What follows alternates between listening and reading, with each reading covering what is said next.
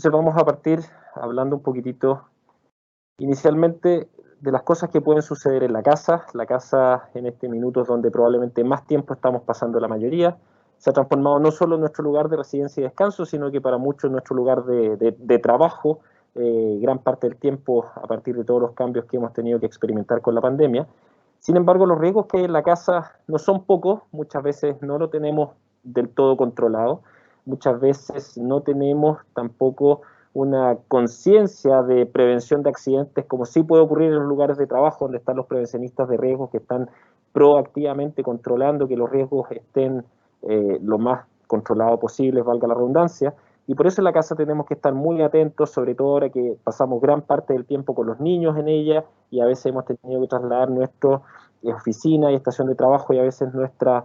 atención cuando estamos en la casa a veces está enfocada en muchas cosas y pueden ocurrir accidentes a nosotros o a veces por desatender a los niños, atención con los enchufes, con los elementos de riesgo, con los líquidos calientes, si los niños están jugando adentro de la casa, qué pasa, dónde quedan los juguetes, las pelotas, cuando estamos trabajando para limpiar la altura. La verdad son múltiples los riesgos y es por eso que pueden ocurrir accidentes en el hogar, y vamos a ir viendo algunos ejemplos tipo, entre comillas, de los más frecuentes, y vamos a tratar de explicarles un poquitito cuáles son los primeros auxilios y también cómo se pueden prevenir. Enfocado un poco y desde la perspectiva de cirujano de mano y como traumatólogo, vamos a hablar de algunos escenarios. Los típicos son las heridas cortantes, el portazo de los dedos que afecta más a los niños, muchas caídas con apoyo con las manos, y algo que ha ocurrido bastante a partir del último año, gran parte de este tiempo que hemos tenido, entre comillas, más en la casa, hemos aprovechado de maestrear, de hacer arreglo, y hemos visto mayor cantidad de accidentes usando herramientas o caídas de altura. Uno de los más frecuentes probablemente son las heridas cortantes, donde más frecuentemente ocurren, y es por el hecho que hay elementos cortopunzantes es en la cocina, por el uso de cuchillos filudos. Probablemente uno de los más frecuentes es cuando estamos tratando de despegar carnes congeladas, con mayor frecuencia el pollo congelado, cuando vienen muchas pechugas de pollo congelado y están a medio de descongelar. Lo típico es que la gente empieza a tratar de despegarlas con elementos cortopunzantes, cuchillo, y muchas veces pasa de largo, y es probablemente uno de los mecanismos que con mayor frecuencia vemos producto de corte de cuchillo, más que cuando lo están manipulando propiamente tal para cortar cosas, es cuando lo están usando con otros fines cuando ocurren los cortes. Así que mucho cuidado con eso, y básicamente usar los cuchillos exclusivamente para lo que están diseñados. Y otra herida cortante frecuente es porque se rompe un vaso, muchas veces copas que son de cristal delgado, cuando se están lavando, muchas veces por cambio de temperatura brusco, hace que el vidrio estalle mientras se están lavando, o algunos que ya estaban trizadas, y ocurren heridas cortantes en las manos mientras se están lavando. Otra causa frecuente de accidentes ocurre asociado a las tareas escolares por el uso de estos cuchillos tipo tip-top, cuchillo cartonero, en las tareas escolares, que en este minuto muchas de ellas se están haciendo en la casa, a veces no necesariamente muy supervisados por adultos, y probablemente donde más frecuentemente ocurre, donde lo hemos visto con mucha frecuencia, son en los estudiantes de arquitectura, en los proyectos que a veces están hasta altas horas de la noche terminando algunos trabajos, y ya cansados, obviamente, pueden tener heridas con estos cuchillos en las manos y que son muy filudos.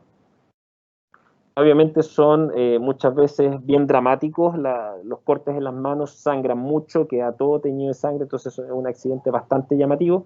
Los primeros auxilios que tenemos que hacer cuando la hemorragia es importante, acordarse de que parte del ABC del riesgo vital es controlar la hemorragia, dejar de perder sangre. Si la herida es chica, podemos lavarla inicialmente con agua, eso nos permite eliminar elementos de suciedad y con eso prevenir la infección. Si es que la herida está sangrando mucho, nos saltamos ese paso y nos vamos rápidamente a hacer una compresión directa, la mayoría de las veces con lo que tengamos a mano, como esto muchas veces ocurre en la cocina, el primer paño de cocina limpio que haya, para la primera compresión, para tratar que esto deje de sangrar, elevar la mano también, porque de esa manera oponemos la fuerza de gravedad hacia el llenado arterial.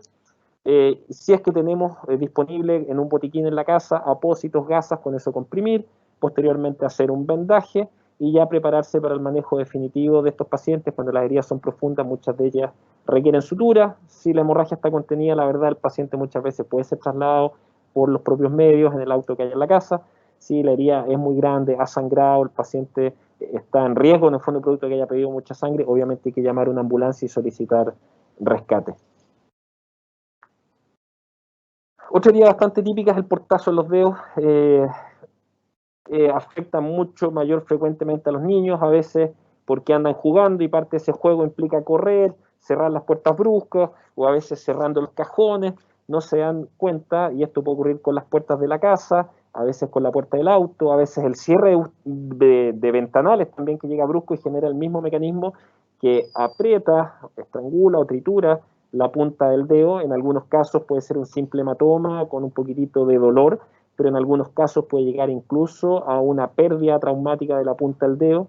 y los casos intermedios con fractura expuesta, pérdida de la uña, etcétera, que al igual que el anterior pueden ser muy dramáticos, a la vez son muy dolorosos, y con mayor frecuencia tienden a afectar a los más chiquititos de la casa, que a veces cuesta también calmarlos porque la lesión es muy dolorosa. Los primeros auxilios son similares al anterior, el manejo de las heridas como lo comentamos, aquí también como manejo del dolor inicial nos ayuda bastante el poner frío local, eso también nos ayuda a controlar un poquitito la hemorragia, eventualmente administrarle un analgésico, y como lo comentamos, cuando son heridas más feas, que tienen harto hematoma, a veces con pérdida de la uña, o a veces lamentablemente con pérdida de la punta del dedo, hay que prepararse rápidamente para el traslado. Si el paciente está estable, nuevamente puede ser en el auto de la casa. Si está más grave, solicitar rescate de ambulancia.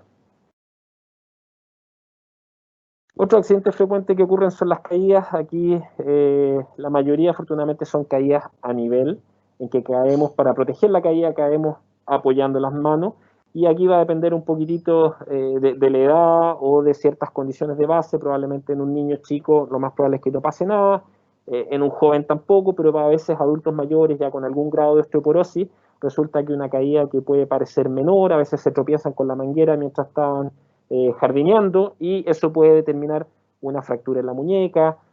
a veces si cae más mal, a veces pueden ser incluso fracturas en la columna toracolumbar o fracturas en la cadera. Obviamente las manifestaciones van a depender de la gravedad, muchas veces el paciente va a referir dolor en la zona en la que se golpeó, a veces son lesiones múltiples, a veces el paciente cae con más inercia, como acá en el ejemplo, que puede caer por la escalera, se pueden golpear la cabeza, el tórax, a veces tener una herida,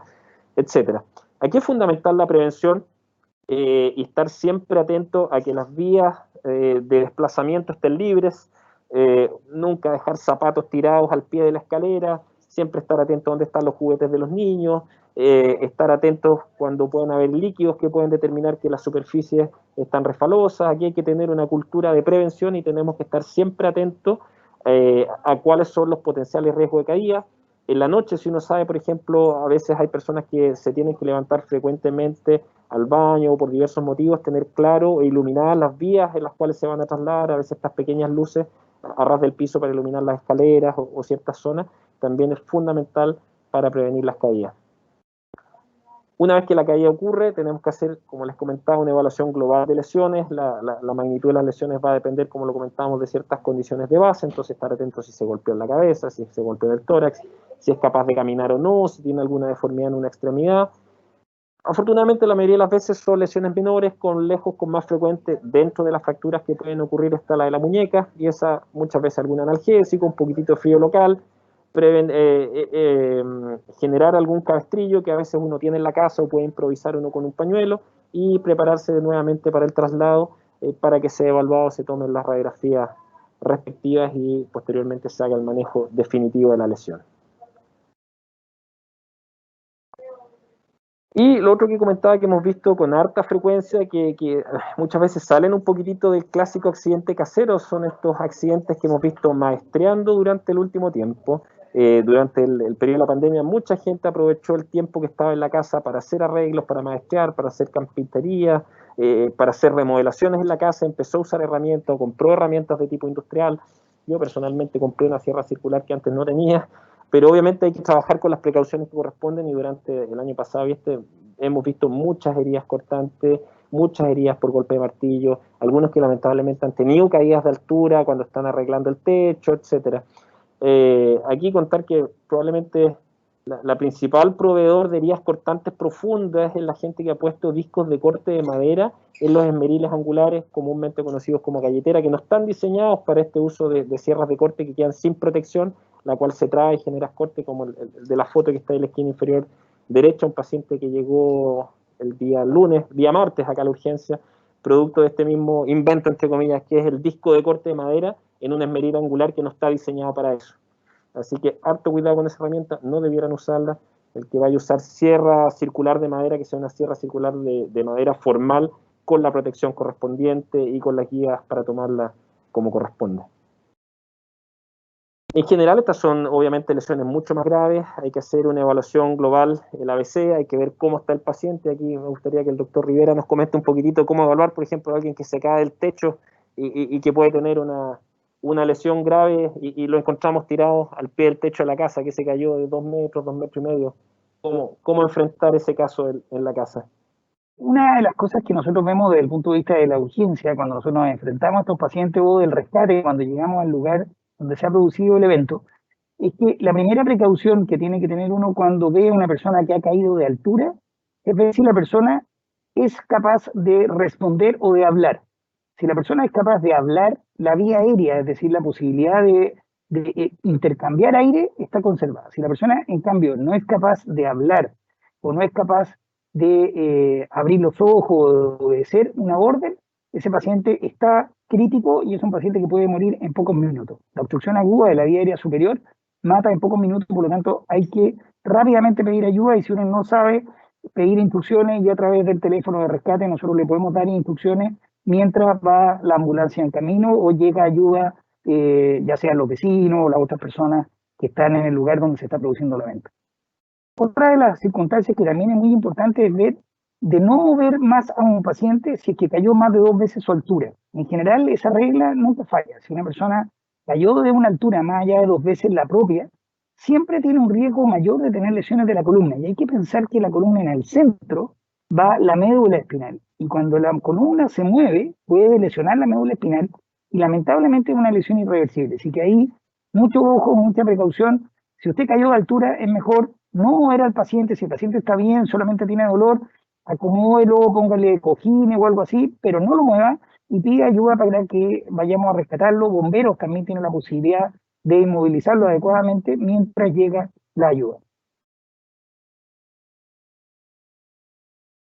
Gracias, Doc. Entonces seguimos, y bueno, y las heridas complejas, como vimos por sierra, etcétera, el manejo es similar al que habíamos comentado previamente: contención de la hemorragia con apósitos, con lo que tengamos, un vendaje, y preparar el paciente para el traslado.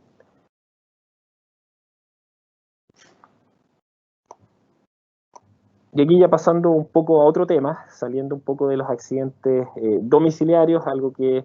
afortunadamente durante el verano y durante todo este periodo hemos podido volver a hacer, es deporte.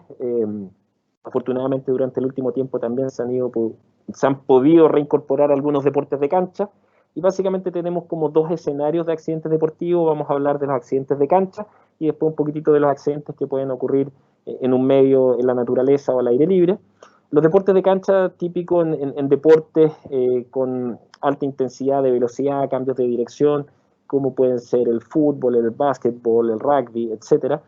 No es infrecuente que puedan haber mecanismos por contacto directo con otros jugadores, o a veces por caídas entre jugadores con golpe en la cabeza. Pueden haber torsiones en las extremidades inferiores que son bastante frecuentes, y muchos de ellos se manifiestan por torsión a nivel del tobillo, con dolor, con hinchazón,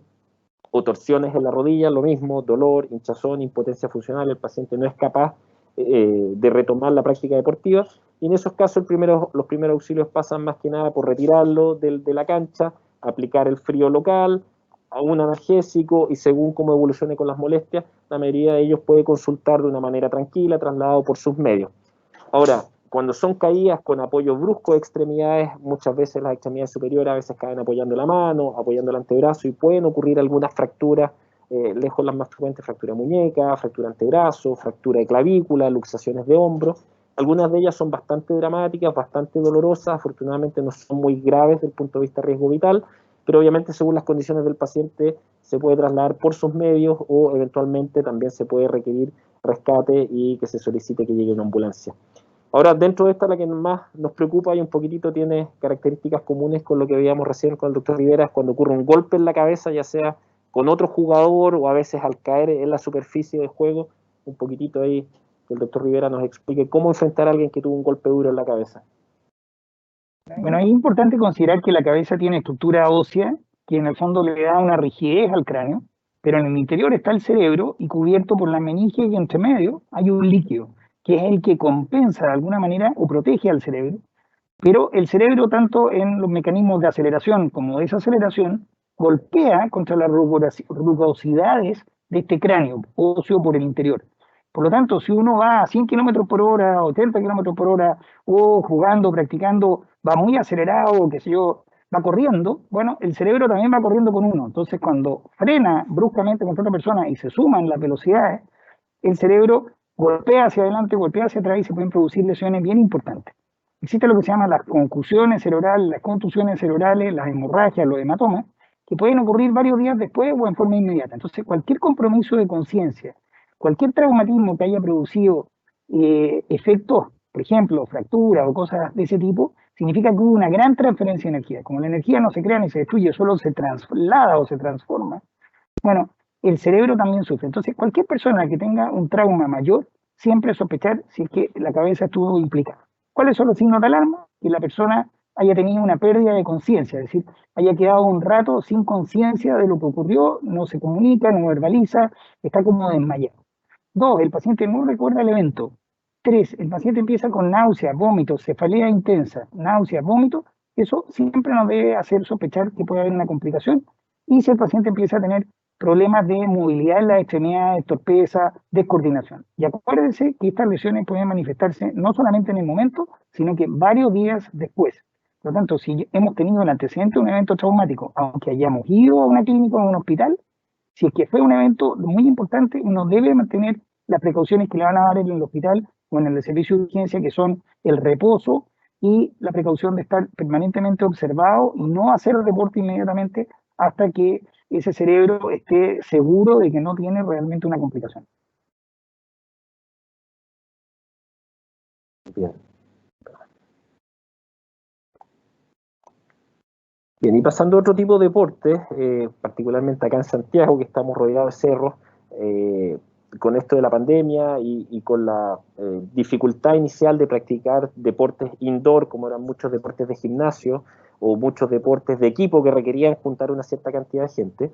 empezamos a practicar cada vez con mayor frecuencia deportes en el cerro, dentro de ellos trekking, mountain bike, algunos motocross, diversos tipos de deportes que implican desplazarse por los cerros y aventurarse a distintas velocidades, con o sin uso de implementos, algunos incluso más alejados, aventurándose algunos trekking que andan ahí muy, muy cercano al límite con el montañismo, debido al desnivel ascendido y a la altura que tienen los cerros acá cercanos a Santiago. Y dentro de estos deportes outdoors, de cerro, entre comillas, no es infrecuente y probablemente una de las cosas que ocurre como accidente es la caída, particularmente en algunos deportes como el mountain bike, pero que también pueden ocurrir en gente que está haciendo trail running o trotando, que puede a veces resbalarse, o tropezar o caer por una ladera, y a veces los accidentes pueden ser no menores. Y dentro de las consecuencias de estos accidentes pueden ser cosas menores, como un apoyo violento en las extremidades, como lo vimos, muy similar a lo que pudo ocurrir en la casa, pero también podemos tener accidentes más graves, como un golpe en la cabeza, un TEC, muy similar a lo que acabamos de conversar recién también respecto a los accidentes en deportes de cancha. Y hemos visto también con bastante frecuencia traumatismos tóraco-abdominales importantes, sobre todo en gente que va practicando mountain bike a altas velocidades y que puede caer impactando contra una roca, contra un árbol, y eso puede provocar ciertas manifestaciones y a veces ser lesiones de gravedad. Y ahí nos gustaría también que el doctor Rivera nos explique cómo evaluar a alguien que tiene un trauma tóraco-abdominal importante. Bueno, lo que es muy importante es que, tal como dice el doctor Tum, cuando nosotros nos caemos a una velocidad muy grande y golpeamos contra superficies, sobre todo superficies duras, y en más de una, a veces uno tiene, por ejemplo, una verdadero como un rodado, como uno que va bajando la montaña, bueno, no es un solo golpe, sino que varios, primario, secundario, terciario. Entonces hay que tener mucha precaución. Por ejemplo, si tiene un objeto empalado, nunca sacarlo. Empalado es que esté atravesado, enterrado, no hay que sacarlo. Si usted lo saca, no sabe lo que hay detrás. Entonces eso es mejor cubrirlo, evacuar a la persona, pedir ayuda, pero no sacar el objeto porque podría producir una hemorragia o un daño mayor sobre una estructura que en ese minuto está controlada y la saca y se descontrola o se descompensa. Acuérdense que salir del cerro a veces demora mucho, entonces hay que tener cuidado también con la temperatura. Los pacientes, cuando están en shock o tienen un traumatismo grande, suelen perder temperatura y al perder temperatura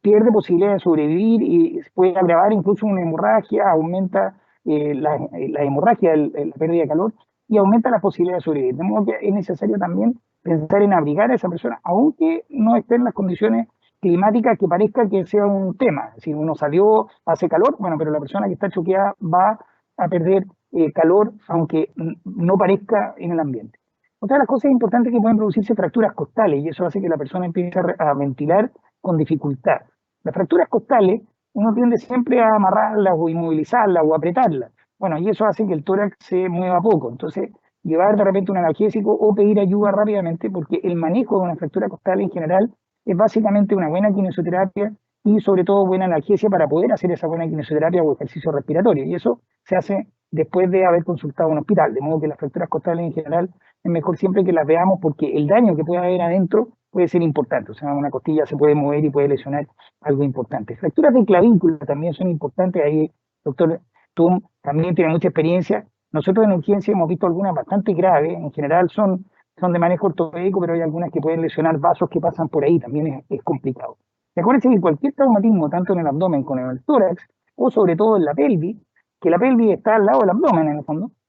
puede significar hemorragias muy significativas. El abdomen y el tórax tienen órganos muy importantes adentro, no solamente está el corazón, los grandes vasos, está el hígado, está el vaso, y esos son órganos que están ricos de sangre, llenos de sangre, entonces si uno se golpea puede tener lesiones importantes. Entonces, de nuevo, la precaución, si uno ha tenido un traumatismo de gran energía, el paciente acusa dolor, no se ve bien, se ve sudoroso, se ve pálido, le cuesta hablar, le cuesta ventilar, es mejor siempre pedir ayuda y llevarlo a un hospital rápidamente, previniendo la hipotermia. Bien.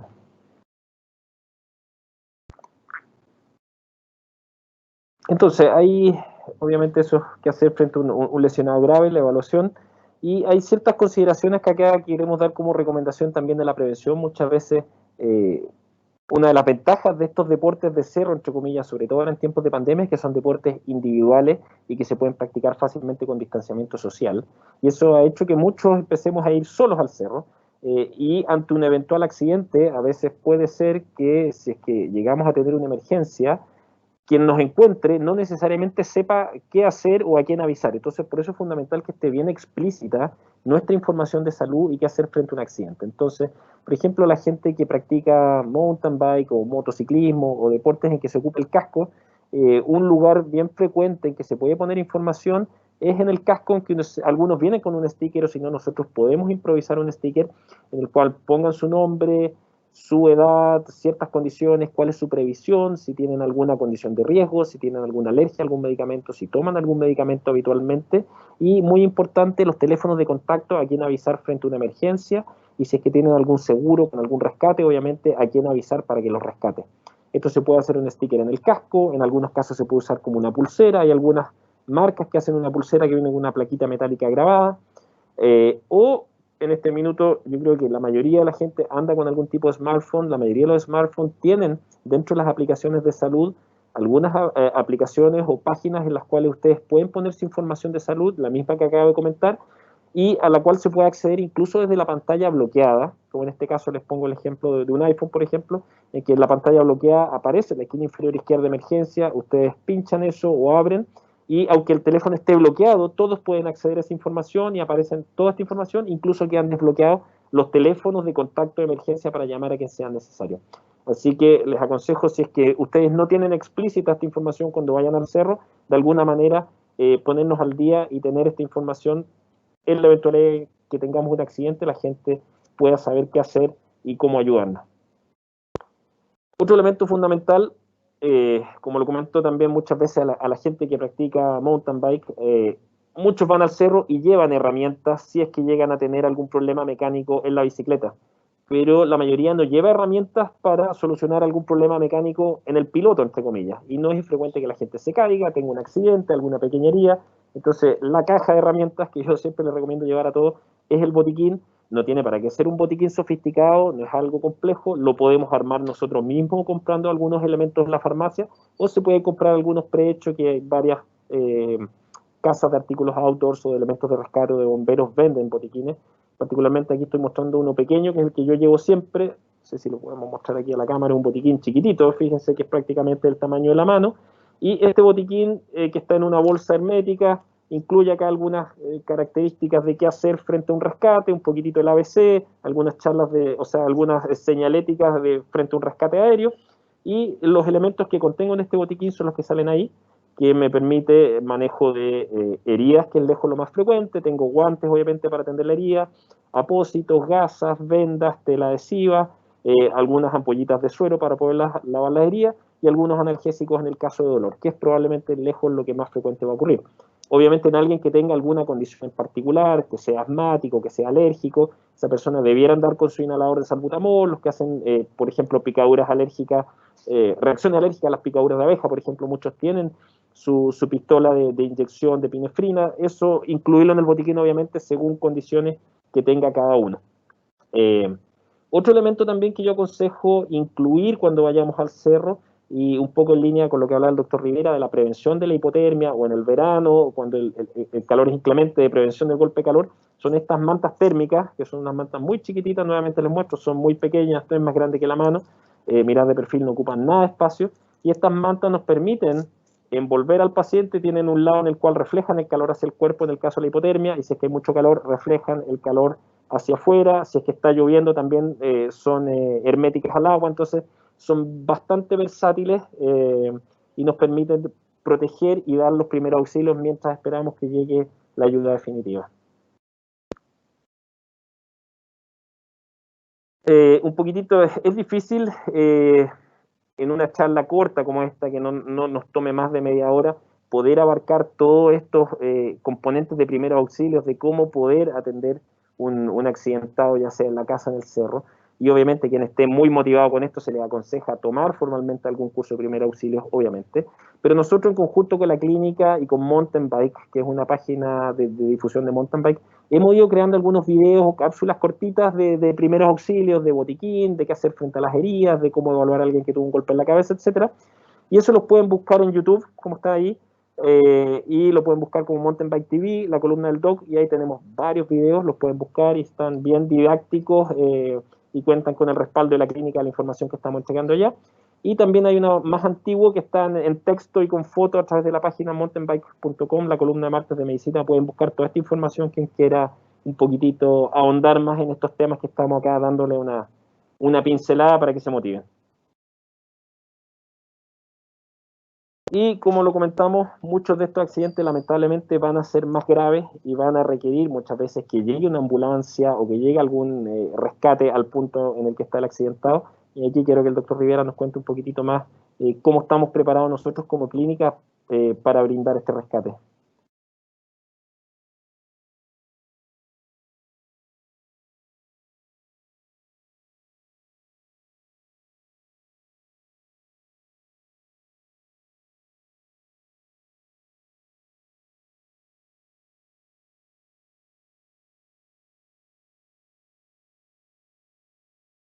Perdón, estaba muteado, como se usa ahora un nuevo verbo. Bueno, es muy importante tener el teléfono de la unidad de rescate, porque si usted tiene una emergencia, la unidad de rescate la va a poder ayudar. En este caso es el teléfono nuestro, el 22-826-1111, un teléfono fácil de recordar, y que atiende 24/7 y nosotros podemos ir a buscarlo o podemos hacer un rescate secundario, es decir, coordinar con alguien para que vaya al lugar y nosotros llegar al lugar donde usted está, por ejemplo, si está muy lejos de la clínica.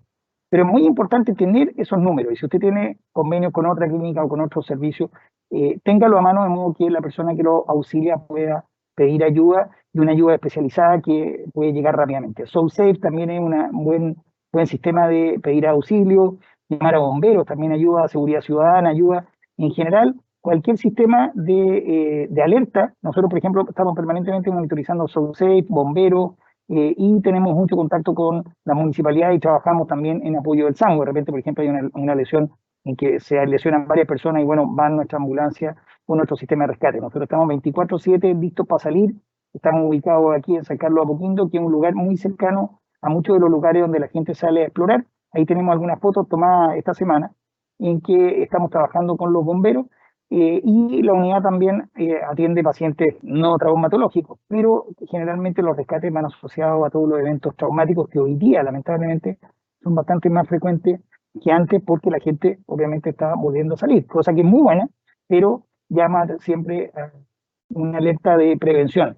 Todas las lesiones traumáticas siempre, en general, la mayoría de ellas, pudieron ser evitadas, de modo que trate usted de evitarlas. Pero si falla la prevención, tenga el teléfono nuestro, nos puede llamar y podemos ayudar.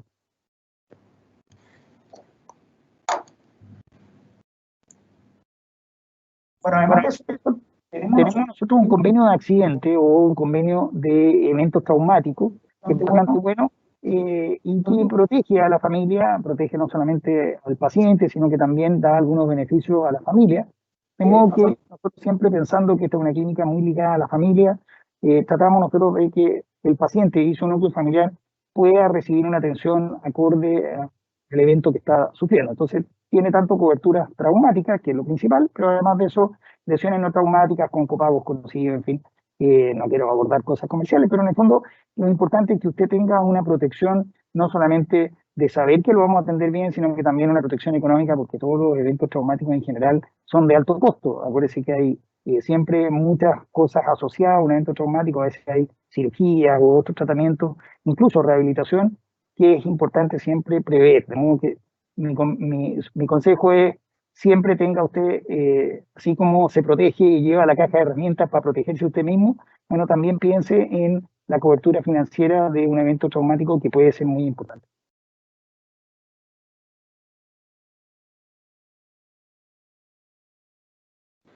Bien, y también aquí un poco en línea con lo mismo, aprovechar de contarle también cuál es nuestro enfoque como centro de mano, el centro de mano y muñeca de la Clínica Universidad de los Andes. Nosotros somos un grupo de 5 cirujanos de mano que estamos disponibles 24/7 también para apoyar a la urgencia. Que lo que hacemos, por cada paciente que consulte por un problema asociado a su mano,